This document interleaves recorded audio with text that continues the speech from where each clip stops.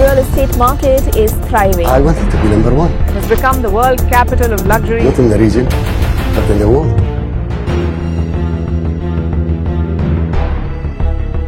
ከዱባይ ሪል ስቴት ቢዝነስ ጀርባ ያለው ጉድ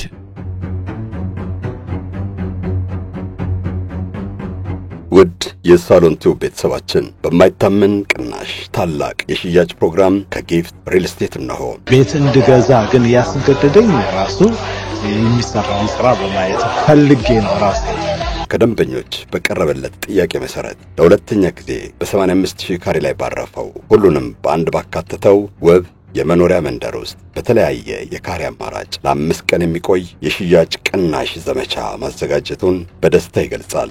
ከጊፍት ሲገዙ እንደማያፍሩ ልጠይቅ። ለ4 ዓመታት ብዙዎችን የቤት ባለቤት ያደረገው ጊፍት ሪል ስቴት አሁን ደግሞ አራተኛ መንደሩን በመሃል አዲስ አበባ በለጋር ነው ብሏል። አፓርታማ ቤቶችንና የንግድ ሱቆችን በዝቅተኛ ዋጋ ይክሱ። የአፓርታማ ቤቶች የካሬ አማራጭ ባለ 1 መኝታ 65 ካሬ፣ ባለ 2 መኝታ 108 እና 141 ካሬ እንዲሁም ባለ 3 መኝታ 164 ካሬ ናቸው። በዚህ ቦታ ላይ ባጭርና በረጅም ጊዜ የሚያስረክባቸው አፓርትመንቶችና የንግድ ሱቆች ላይ በ5% ቅድመ ክፍያ 20 እስከ 30% የቤቱን ዋጋ ድርጅቱ ይሸፍንሎታል። በ85000 ካሬ ላይ ባረፈው ውብ መንደር ውስጥ 23000 ካሬ የሚሸፍን የራሱ ሰፊ መናፈሻ፣ የራሱ ትምህርት ቤት፣ የራሱ የጤና ተቋም አለው። 40/60 የባንክ ብድርም ተመቻችቷል። ሙሉ በሙሉ በኢትዮጵያ ብር ነው የሚከፈለው። በረጅም ጊዜ ከፍለው የሚያጠናቅቁበት ሁኔታም ተመቻችቷል። ፍላጎቱ ኢንቨስትመንትም ከሆነ በአጭር ጊዜ ትርፋማ ይሆናሉ። ለመመዝገብ ይፍጠኑ። ለተጨማሪ መረጃም ይደውሉ በ0909 04 0060 ወይ በ0993 62 05 03 አሁኑኑ ይደውሉ። ጊፍት ሪል ስቴት። What do you want this place to be? I want it to be number one.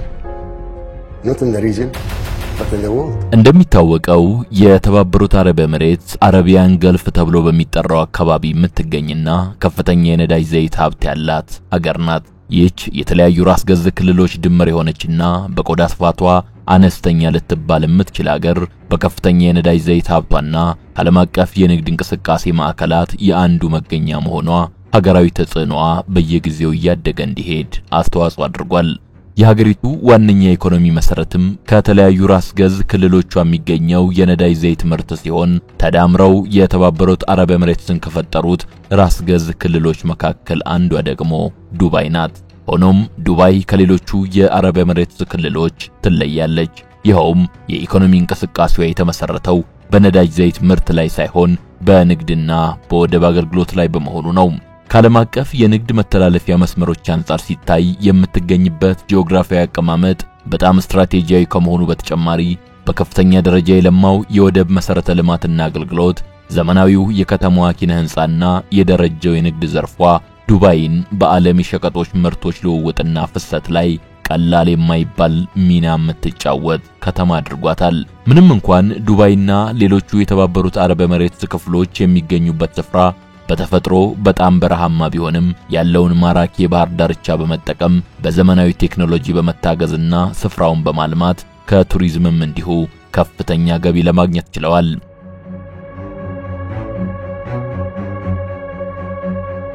እናም በዓለም ላይ እጅግ ከፍተኛ የቱሪስት ቁጥርን ከሚያስተናግዱት ከተሞች አንዷ የሆነችው ዱባይ የዘመናዊነትና የቅንጡ ህይወት መገለጫ የሆኑ ቁሳዊና ማህበራዊ እሴቶች እንዳሏትም ይታወቃል። ባለፉት ጥቂት 10 ዓመታት በዱባይ ላይ ለታየው ፈጣን ልማትና እድገት መገለጫ የሆነና የሀገሪቱና የከተማዋ ዋነኛ ኢኮኖሚ መሰረቶች አንዱ ተደርጎ የሚታሰብ ዘርፍም አለ። ይህም የሪል ስቴት ቢዝነስ ነው። የህዝብ ቁጥሯ አነስተኛ ሀብቷ ግን እጅግ ከፍተኛ የሆነው የተባበሩት አረብ ኤሚሬትስ በንግዱ መስክ ግዙፍ ሀብትን ያካበቱ ግለሰቦችና ኩባንያዎች ያሏት ሲሆን እነዚህ አካላት በሪል ስቴት ዘርፍ ውስጥ በስፋት ተሰማርተው ይገኛሉ።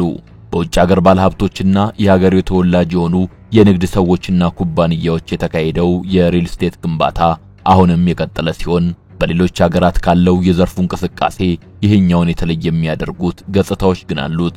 ከነዚህ መካከል አንዱ የተለያዩ ሀገራትን ታዋቂ ሀብታሞች እንዲሁም የዓለም ዝነኛ ስፖርተኞች፣ የሙዚቃ አቀንቃኞች፣ የፊልም ተዋናዮች ወዘተርፈ በዱባይ የራሳቸውን ቅንጡ መኖሪያ ቤትና መሬትም ጭምር እንዲገዙ ጥሪ ማቅረቧ ነው።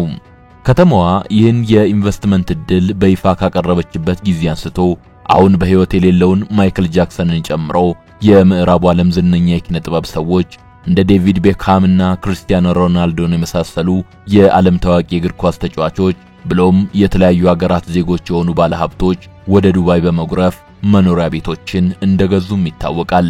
ዱባይ ያቀረበችው ጥሪ በመካከለኛው ምስራቅና በገልፍ ሀገራት የሚገኙ ባለጸጎችንም እንዲሁ የማረከ ሲሆን በዚህ መንገድ በከተማዋ ሰፊ መዋዕለ ንዋይ ካፈሰሱ ዜጎች መካከል ኢራናውያን ባለሀብቶችም ይገኙበታል። ይህንን በተመለከተ የወጡ ዘገባዎች ኢራናውያን ባለሀብቶች የከተማዋን ኢንቨስትመንት ጥሪ ተከትሎ እስከ 200 ቢሊዮን ዶላር የሚደርስ መዋዕለ ንዋይ ማፍሰሳቸውን ይጠቁማሉ። በተመሳሳይ ብዙ ህንዳውያን የፊልም ተዋናዮችና ባለሀብቶችም በዱባይ የሪል ስቴት ግንባታዎችንና መሬቶችን በመግዛት ይታወቃሉ። ላብነትም ይህ ዘገባ በተሰራበት ወቅት በእስያ ካሉት ሀብታሞች በአንደኛ ደረጃ ላይ የሚገኙት ህንዳዊው ሙኬሽ አምባኒ 2 ቪላዎችን በ238 ሚሊዮን ዶላር ወጪ መግዛታቸው ይነገራል። በዱባይ ከተማ የሪል ስቴት ግንባታ ዘርፍ ውስጥ ከተሰማሩ ባለሀብትና ተጽዕኖ ፈጣሪ ግለሰቦች መካከል ለሁለተኛ ጊዜ የአሜሪካን ፕሬዝዳንት ሆነው ተመርጠው በስልጣን ላይ የሚገኙት ዶናልድ ትራምፕም አንዱ ናቸው። ዶናልድ ትራምፕ ታወር የተሰኘውንና ለሚገነቧቸው ወይም ለሚገዟቸው ህንጻዎች የሚሰጡትን ስያሜ የያዘ ህንጻ በዱባይ ከተማ እንዳላቸው ይነገራል። ከቅርብ ዓመታት ወዲህ በተለይም ባለፉት 3 ዓመታት በዱባይ የሪል ስቴት ዘርፍ ላይ ገንዘባቸውን የሚያፈሱ ሩሲያውያን ባለሀብቶች ቁጥርም እየጨመረ መምጣቱን ዘገባዎች ይጠቁማሉ። በአጠቃላይ በእነዚህና በሌሎችም ምክንያቶች ከተማዋ ለንግድና ለኢንቨስትመንት ያላት ተፈላጊነት በእጅጉ እያደገ ስለመሄዱና በሪል ስቴት ዘርፉ ላይ ገንዘባቸውን ያፈሰሱ ሰዎችም በኃይል ትርፋማ ስለመሆናቸው ሲነገር ቆይቷል።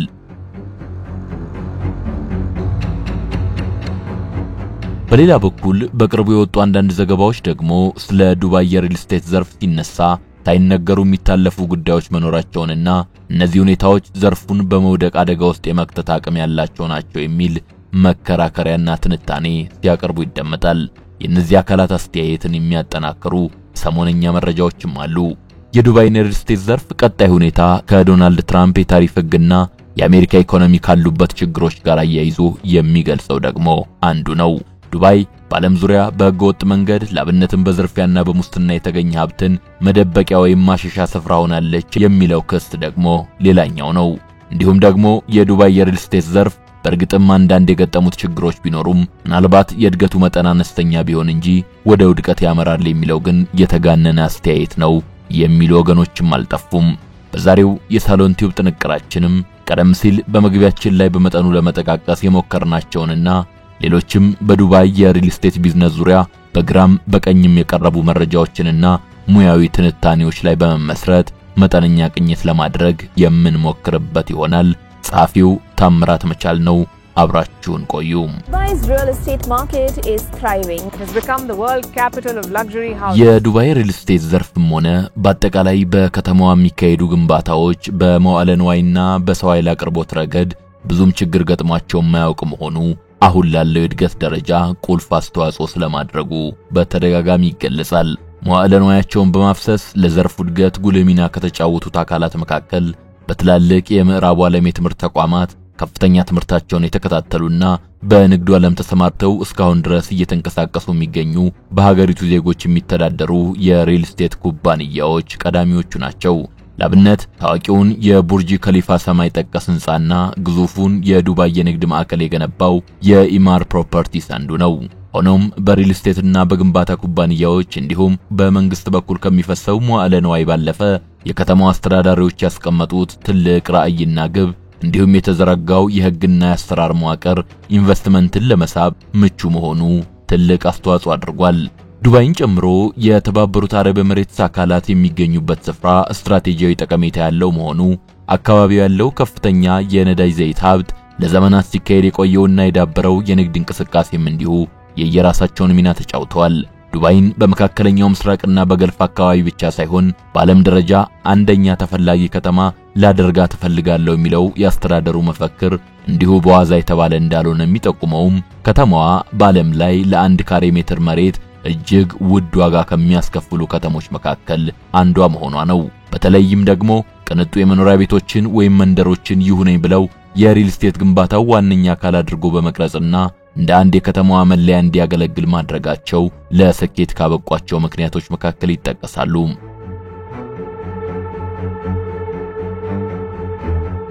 የዱባይ ሪል ስቴት ዘርፍ ባለፉት ዓመታት ባሳየው ከፍተኛ እድገት ምክንያትም ብዙ ዓለም አቀፋዊ አገናኝ ድርጅቶችና ደላሎች የሚሳተፉበት ራሱን የቻለ የገበያ መድረክ ሊፈጥር በቅቷል። ነገር ግን ያገናኝ ድርጅቶቹ አሻሻጮቹና የግዢ አማካሪዎቹ መረጃ ከመረጃነት አልፎ የተጋነነ ምስል ለመፍጠር ዓላማ ውሏል የሚል ትችት የሚያቀርቡ ወገኖች አሉ። የሆነ ሆኖ የዱባይን የሪል ስቴት ዘርፍ ወቅታዊ ሁኔታ በጥልቀት ለመተንተን ከሞከሩትና ለዚህ ጥንቅር በመረጃ ምንጭነት ከተጠቀምናቸው ውስጥ Is Dubai Real Estate Business a Gold Mine or a Land Mine የሚል ርዕስ ያለው ዘገባ አንዱ ነው። ዘገባው የዱባይ ሪል ስቴት ዘርፍ ብዙ ያልተነገሩ አደጋዎች እንደተደቀኑበትና በስፋት ከሚታሰበው በተቃራኒ ድንገተኛ የሆነ ትልቅ ቀውስ ውስጥ ሊገባ ይችላል የሚል አስተያየት የሚሰጥ ሲሆን በዘርፉ ከዚህ ቀደም የተከሰቱ ሁኔታዎችንም መለስ ብሎ በመቃኘትና የራሱን ትንታኔዎች በማቅረብ ክርክሩን ለማስረገጥም ይሞክር ነው። ዘገባው ከዚህ ቀደም ክስተቶች መካከል በ2008 በአሜሪካን የሪል ስቴት ዘርፍ ላይ የተፈጠረውን ቀውስ መንደርደሪያ አድርጎ ሲያበቃ ምናልባት የዱባይ ሪል ስቴት ዘርፍ ተመሳሳይ ስህተት ይሰራ ይሆን ወይ በማለት ይጠይቃል። ይህንንና ሌሎችንም ተያያዥ ጥያቄዎች ለመመለስ በሚያቀርበው ትንታኔም የሪል ስቴት ቢዝነስ ወርቃማ መርሆች ወይም ህጎች የሚባሉትን በአስረጅነት ይጠቅሳል። ሆኖም ዘርፉን የሚመሩትና በውስጡ የሚሳተፉት አካላት ለምሳሌ አገናኝ ድርጅቶች፣ አሻሻጮችና ደላሎች ሆን ብለው የሚዘሏቸው ወይም ትኩረት የሚነፈጋቸው ነገር ግን በሪል ስቴት ንግድ ላይ ገንዘቡን ያፈሰሰ ግለሰብ ወይም ድርጅት ትርፋማ ለመሆኑና ላለመሆኑ ወሳኝ ሚና የሚጫወቱ ህጎችና መመሪያዎች አሉ ብሎ ያምናል። የዘገባው አዘጋጅ የዱባይ የሪል ስቴት ዘርፍ ሊገጥሙት ይችላሉ ለሚላቸው አደጋዎች ማሳያነት ከጠቀሳቸው የሪል ስቴት ቢዝነስ ወይም ንግድ ወርቃማ ህጎች መካከል አንዱ ነው የሚባለውና የሰው ቁጥር እድገትን አዲስ ከሚገነቡ መኖሪያ ቤቶች ቁጥር ጋር በማመዛዘን የሚቀርበውን ህግ ነው። ዘገባው ይቀጥልና ከዘርፉ ወርቃማ ህጎች መካከል አንደኛውና እጅግ ቀላሉ ሚለን ህግ ወይም መመሪያን ምንነት ሲያብራራ በአንድ ከተማ ወይም ሀገር ውስጥ ያለው የህዝብ ቁጥር ከፍተኛ ያሉት መኖሪያ ቤቶች ግን አነስተኛ በሚሆኑበት ወቅት የቤቶቹ መሸጫ ዋጋ ይጨምራል። በአንጻሩ የሰው ቁጥር አነስተኛ ሆኖ የሚገነቡት ቤቶች ደግሞ ብዙ ከሆኑ የቤቶቹ የመሸጫ ዋጋ ይቀንሳል። ይህን መሰል የፍላጎትና የአቅርቦት መመጣጠን ችግርን ለመከላከል በእያንዳንዱ የሚገነባ ቤት ወይም ዩኒት ውስጥ ምን ያህል ሰዎች ይኖራሉ የሚለውን መመልከት ያስፈልጋል። እናም በእያንዳንዱ የተገነባ ቤት ወይም ዩኒት ውስጥ የሚኖሩ ነዋሪዎች ቁጥር 2 እና ከዚያ በላይ ሲሆን በገበያው ላይ ያለው ፍላጎት ጤናማ ተብሎ ሲገለጽ፣ የነዋሪዎቹ ቁጥር ከ2 በታች ከሆነ ደግሞ የገበያ ፍላጎቱ ደካማ ተብሎ ይገለጻል ይላል።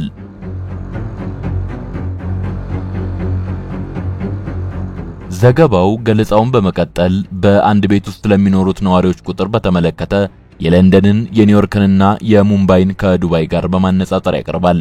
በመጨረሻም የዱባይ የህዝብ ቁጥር እድገት የሚገነቡትን ቤቶች ቁጥር ስለበለጠ የሪል ስቴት ግንባታዎቹ የመሸጫ ዋጋ ከፍተኛ እንዲሆን ስለማድረጉ ይናገራል። ዘገባው በሌሎች የህዝብ ቁጥር ከሚገነባ መኖሪያ ቤት ቁጥር በእጅጉ የበለጠ በሆነባቸው እንደ ህንዷ ሙምባይን የመሳሰሉ ከተሞች የመኖሪያ ቤቶች ዋጋ ከፍተኛ ሆኖ ስለመዝለቁ ያነሳና ነገር ግን በዱባይ ለገበያ የሚቀርቡ የሪል ስቴት ግንባታዎች ዋጋ ለምን ከፍተኛ ሆነ የሚለውን ጥያቄ መመለስ ያን ያህል ቀላል አይደለም፣ ሌሎች መለኪያዎችን መመልከት ያስፈልጋል ይላል። በዚህ ረገድ ሁለተኛው መለኪያ ነው በማለት የሚጠቅሰው ሃውሲንግ አብዞርፕሽን ሬት የሚባለው ነው። ይህ መለኪያ አዲስ የሚገነቡ አፓርትመንቶች በምን ያህል ፍጥነት ተሽጠው እንዳለቁ ወይም እንደተከራዩ ለማሳየት የሚያስችል ነው።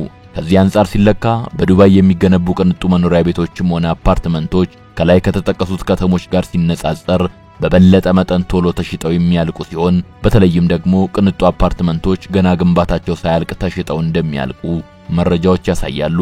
ነገር ግን የብቻውን ዘርፉ በጥሩ ሁኔታ ላይ ስለመሆኑ በበቂ መልኩ ያሳያል ማለት ግን አይደለም። እናም ሌሎች መስፈርቶችን ጨምሮ ማየት ያስፈልጋል ይልና ወደ ሶስተኛው መለኪያ ያመራል። ሶስተኛው መስፈርት የመኖሪያ ቤቶች ዋጋ ከሰዎች ገቢ አንጻር ያለውን ምጣኔ የሚመለከትና ፕራይስ ቱ ኢንካም ሬሾ ወይም PIR የሚባለው ሲሆን በዚህ መለኪያ ቢሆን ዱባይ ከኒውዮርክና ከለንደን በተሻለ እጅግ ሀብታሞች ብቻ የሚኖሩባት ሳትሆን መካከለኛ ገቢ ያላቸውም ሰዎች የመኖሪያ ቤት ባለቤት ሊሆኑ መቻላቸውን መረዳት ይቻላል። ነገር ግን በዱባይ ለሽያጭ የሚቀርቡ የመኖሪያ ቤቶች ዋጋ በተለይ ዝቅተኛ ገቢ ላለው የሀገሪቱ ዜጋ የማይቀመስ እየሆነ መምጣቱ የማይካድ ነው ይላል ዘገባው። They don't tell you that Dubai also has some hidden pitfalls. አራተኛው መስፈርት ሬንታል ይልድ ቨርሰስ ሞርጌጅ ሬት ሬሾ እንደሚባል የሚያወሳው ይኸው ዘገባ በዚህ ረገድ በዱባይ ሪል ስቴት ቢዝነስ ውስጥ ያለው አሰራር የሚያሳየውም የመኖሪያ ቤቶችን በማከራየት ወይም በሌላ መንገድ ከሚገኘው ገቢና ትርፍ ላይ ምንም አይነት ግብር የማይከፈል መሆኑን ነው። በዓለም ላይ የዚህ አይነት ከገቢ ወይም ከትርፍ ላይ ግብር የማይከፈልባቸው ሀገራት ቁጥር በጣም ጥቂት ነው። ይህ ሁኔታ ከሁሉም በላይ በዓለም ዙሪያ ያሉ ኢንቨስተሮችን ቀልብ እንደ ማግኔት ወደ ዱባይ እየሳበ ነው። እስካሁን ስንመለከታቸው የቆየነው መስፈርቶች የዱባይን የሪል ስቴት ዘርፍ አዎንታዊ ገጽታ የሚያሳዩ ናቸው። እናስ ችግሩ የቱ ጋር ነው የሚል ጥያቄ ሊነሳ ይችላል በማለት ገለጻውን የሚቀጥለው የዘገባው አዘጋጅ አንደኛው በሌሎች የሪል ስቴት ዘርፉ በከፍተኛ ፍጥነት እያደገባቸው በነበሩ ሀገራት የተከሰተው አደጋ ከተጠቀሱት አራት መለኪያዎች አንዱ እንኳን ቢዛባ ሊከሰት እንደሚችል ይገልጻል። ሁለተኛ ማንኛውም በዚህ ዘርፍ ላይ መዋዕለ ንዋይ ለማፍሰስ የተዘጋጀ ግለሰብ ወይም ድርጅት በሚገባ ሊመረምራቸው የሚገቡ ነገሮች መኖራቸውን ይጠቁማል። ከነዚህም መካከል አንዱና ዋነኛው የዱባይ ሪል ስቴት ዘርፍ በዋጋ በሚገኙበት ቦታና በሚያስገኙት ትርፍ መጠን የሚለያዩ 5 የኢንቨስትመንት ምድቦች የመኖራቸው ነገር ነው። ዝርዝር ጉዳዮቹን ሳያጠናና ሳያሰላ ገንዘቡን በችኮላ የሚያፈስ ሁሉ ያላሰበው አደጋ ውስጥ ሊገባ እንደሚችል ዘገባው ይገልጻል። አንድም የዱባይ ሪል ስቴት ዘርፍ ጋር ተያይዘው ስለሚነሱ፣ ሁለት ደግሞ ለጠቅላላ ግንዛቤ ስለሚረዳ አንዳንድ የሪል ስቴት ግንባታ ዘርፍ እንደ አንድ የኢኮኖሚያዊ ወይም የንግድ ዘርፍ መገለጫ የሆኑ ነገሮችን እናንሳ።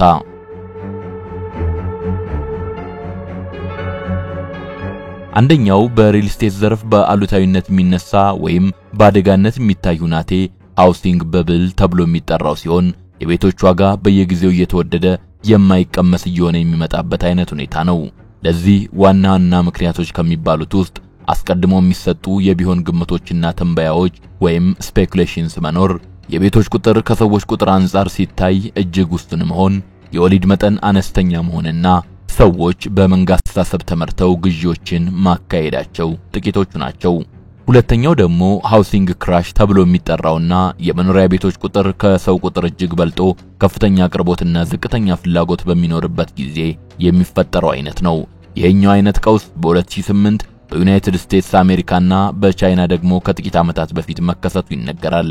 አንዳንድ ዘገባዎች የዱባይ ሪል ስቴት ዘርፍ ይህን በሌሎች ሀገሮች የተከሰተውን ቀውስ በ2008ቱ የዓለም ኢኮኖሚ ቀውስና በኮቪድ-19 ወረርሽኝ ወቅት በአንጻራዊነት የተሻለ በሚባል ደረጃ ተቋቁማ ማለፍ እንደቻለች ይናገራሉ። ሌሎች ደግሞ ከነዚህ ከላይ ከተጠቀሱት የዘርፉ አደጋዎች አንዱን ላለማስተናገዷ ዋስትና የለም የሚል አስተያየትን ይሰጣሉ። ለምሳሌ የዱባይ የሪል ስቴት ቢዝነስ ላይ የሚያጠነጥን The Worst Properties to Buy in Dubai የሚል ርዕስ ያለውና ሰዎች በዱባይ የሪል ስቴት ዘርፍ የትኞቹ አካባቢዎች ላይ ኢንቨስት ባያደርጉ የተሻለ እንደሆነ ለማሳየት የሚሞክር ዘገባ ኪሳራን በተመለከተ ይበልጥ አስደንጋጩ ነገር የገንዘቡ መጠን ከፍተኛነት ሳይሆን አብዛኛው ኪሳራ ቀድሞ ለመከላከል የሚቻል ስለመሆኑ ይናገራል። በመሰረቱ ከግዢ አንጻር በዱባይ መጥፎ የሚባል ቦታ የለም። እንደ ለንደንን ከመሳሰሉ ከተሞች ጋር ሲወዳደር በዱባይ የትርፉም ሆነ የኪሳራው ዋና ምክንያት ግንባታው የሚገኝበት ቦታ ወይም ሎኬሽን ሳይሆን ከግንባታው ሰዎች እናገኛለን ብለው የሚጠብቁት ነገር ወይም ኤክስፔክቴሽን ነው በማለት ዘገባው ገለጻውን ይጀምራል። ይቀጥልናም ብዙ ጊዜ ኢንቨስተሮችን ለኪሳራ የሚዳርጋቸውም ከሚያፈሱት መዋዕለ ንዋይ እናገኛለን ብለው የጠበቁትን ነገር ሳያገኙ በመቅረታቸው ነው። ለማንኛውም የዱባይ ሪል ስቴት ዘርፍ ባህሪያትና እውነታዎች በሚገባ መርምሮ ላልገባ ሰው ዘርፉ 4 የኢንቨስትመንት ወጥመዶች አሉት ይላል። አንደኛው ሰዎች ወደ ዱባይ የሪል ስቴት ዘርፍ ሲመጡ በየስፍራው የሚሰሙት ነገር መኖሩ ነው። ይህም እየለማ ባለው የሪል ስቴት ግንባታ ላይ ቀደም ብለው ግዢ እንዲፈጽሙ ከዚያም ግንባታው ሳይጠናቀቅ በፊት ጥሩ ትርፍ አግኝተው ሸጠው ወደ ሌላ ደግሞ መሄድ የሚል ነው። ያ ግለሰብ ንብረቱን ለመሸጥ በሚፈልግበት በግንባታው የመጨረሻ ደረጃ ላይ ግን አልሚዎቹ ግንባታው ሲጀመር ከነበረው ተጨማሪ ክፍያ በቤቶቹ ዋጋ ላይ ያስቀምጣሉ። ይህን ጊዜ ቤቱን ለመግዛት የሚመጣው አካል ሻጩ አስቀድሞ የከፈለውን ገንዘብ፣ ሻጩ የሚፈልገውን ትርፍ፣ ከዚያም በአልሚው በቤቱ ዋጋ ላይ የተመነውን ገንዘብ እንዲሁም ሌሎች ክፍያዎችን ጨምሮ የቤቱ ዋጋ ይንራል። ከዚህ ይልቅ ገዢው በያዘው ገንዘብ በመጀመሪያው ሽያጭ ደረጃ ላይ የሚገኝ ሌላ ቤት ቢገዛ ያዋጣዋል። ሻጩ ደግሞ ሁለት ምርጫዎች ብቻ ይኖሩታል። አንድ ገንዘቡን በቤቱ ላይ እንዳዋለ ለዓመታት መጠበቅ ወይም ቀደም ሲል አገኛለሁ ካለው የትርፍ መጠን ቀንሶ ሸጦ መውጣት። ይህ አክሳሪ የሚሆነው በዘርፉ ፍሊፕ ተብሎ የሚጠራውንና እያገለባበጡ ትርፍ የሚገኝበትን ቢዝነስ ለሚሰሩ ነው ይላል ዘገባው።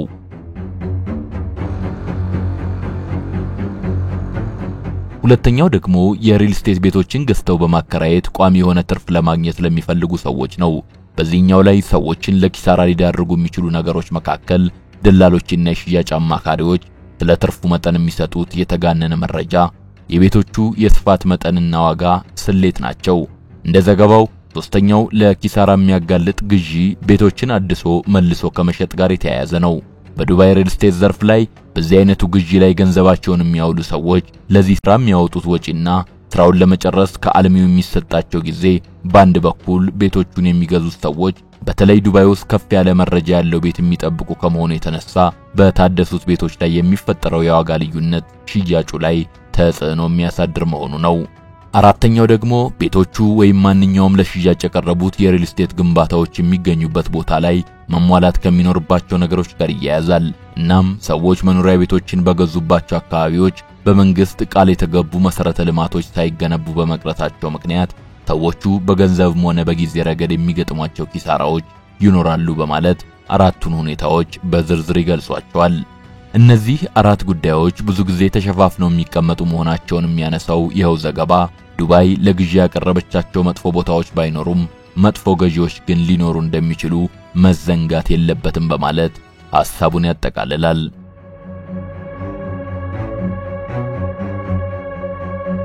ከወቅታዊ ሁኔታ ጋር ተያይዞ የሚነሳ ሌላም ስጋት አለ። ይህም የአሜሪካ ኢኮኖሚ በቀውስ ውስጥ ያለ መሆኑና ዶናልድ ትራምፕ ያወጡት የታሪፍ ሕግ በዱባይ የሪል ስቴት ዘርፍ ላይ ያልተጠበቀ ውድቀት ሊያስከትል ይችላል የሚል ነው። ይህን ለማለት ያስቻለውም የዱባይ የሪል ስቴት ዘርፍ በከፍተኛ ሁኔታ ከአሜሪካ ኢኮኖሚ ጋር የተሳሰረ በመሆኑ ነው። ሆኖም ዘርፉ ከጎን ደግፈው የያዙት ሌሎች የኢኮኖሚ እንቅስቃሴዎች የሀገሪቱ ከፍተኛ የኢኮኖሚ አቅምና በአንጻራዊነት በተሻለ ሁኔታ በዓለም ላይ ባለፉት ጥቂት ዓመታት የተከሰቱትን ቀውሶች መቋቋም መቻሏ የዱባይ ሪል ስቴት ዘርፍ በትራምፕ የታሪፍ ሕግና የአሜሪካ ኢኮኖሚ ችግሮች ምክንያት ከባድ ችግር ውስጥ ሊገባ ይችላል የሚለው ግምት ብዙም አላስኬደም። በሌላ በኩል የዱባይ የሪል ስቴት ዘርፍ በብዙ መልኩ ስኬታማ ስለመሆኑ የሚገልጹ ዘገባዎችም አሉ። ከነዚህ መካከል አንዱ The Economics of Dubai Real Estate Industry የሚል ርዕስ ያለው ሲሆን ዘርፉ የኢንቨስተሮች የስበት ማዕከል የሆነበት አንዱና ዋነኛ ምክንያት በዱባይ ውስጥ በመኖሪያ ቤቱም ሆነ በሌላ የሪል ስቴት ንብረት ላይ ገንዘቡን ያፈሰሰ ሰው ከሚያገኘው ትርፍ ላይ ምንም አይነት ግብር የማይከፍል መሆኑ ነው ይላል። በርግጥ ሌሎችም ባለሀብቶችን ወደዚህ ከተማ የሚስቡ ነገሮችም አሉ። ከነዚህ መካከል በዱባይ አማካይ የሪል ስቴት ግንባታዎች ዋጋ ከሌሎች በዘርፉ ታዋቂ ከሆኑ እንደ ለንደንና ኒውዮርክን ከመሰሉ ከተሞች ጋር ሲነጻጸር የሪል ስቴት ግንባታዎቹ የመሸጫ ተመን በግማሽ የሚያንስ መሆኑ፣ የከተማው አስተዳደር በቀጣይ ለመስራት ያቀዳቸው የልማት ስራዎች የውጭና የሀገር ውስጥ ባለሀብቶችንም ሆነ ተራውን ዜጋ ያማከሉ መሆናቸው ዋና ዋናዎቹ ናቸው ይላል። በተለይም 2040 የሚል ስያሜ ያለውና ዱባይ ውስጥ በመጪዎቹ 17 ዓመታት 5 አዳዲስ የከተማ ማዕከላትን ለመገንባት 1.7 ቢሊዮን ስኩዌር ሜትር የሚሆን ቦታ ለኢኮኖሚያዊና ለኢንዱስትሪ ልማት በሚል ማዘጋጀቱ፣ የህዝቡ ቁጥር በየዓመቱ በ6 ሚሊዮን እንዲያድግ ግብ ማስቀመጡ፣ እንዲሁም ዝቅተኛ ገቢ ያላቸውን የህብረተሰብ ክፍሎችም ያካተተ የመኖሪያዎች ግንባታ ዕቅድ መንደፉን ያነሳል። ዘገባው የዱባይን የሪል ስቴት ዘርፍ እንቅስቃሴ በመሰረታዊነት የቀየረው በ2002 በአስተዳዳሪው ሼክ መሐመድ ቢን ረሺድ አልመክቱም ተግባራዊ ሆነውና የውጭ ሀገር ዜጎች በዱባይ የቋሚ ንብረት ባለቤት መሆን እንደሚችሉ የሚፈቅደው ህግ ነው። ቀደም ሲል እንደተገለጸው በዱባይ ቤቶችን ገዝቶ ከመሸጥም ሆነ ከማከራየት ስራ ምንም አይነት ግብር የማይከፈል መሆኑ ሰዎችን ወደ ከተማዋ የሳበ ምክንያት ስለመሆኑ ያሰምርበታል።